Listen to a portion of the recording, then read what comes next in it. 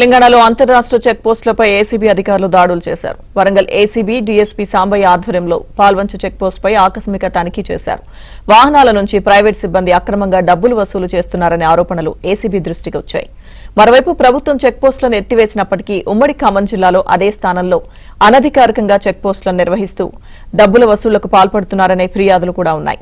ఇక ఈ తనిఖీల్లో రికార్డులో లేని నగదును అధికారులు స్వాధీనం చేసుకున్నారు.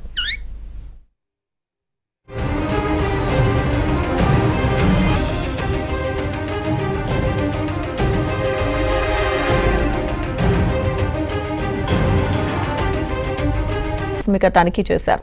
వాహనాల నుంచి ప్రైవేట్ సిబ్బంది అక్రమంగా డబ్బులు వసూలు చేస్తున్నారనే ఆరోపణలు ఏసీబీ దృష్టికి వచ్చాయి.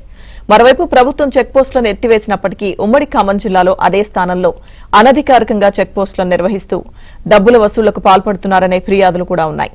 ఇక ఈ తనిఖీల్లో రికార్డులో లేని నగదును అధికారులు స్వాధీనం చేసుకున్నారు.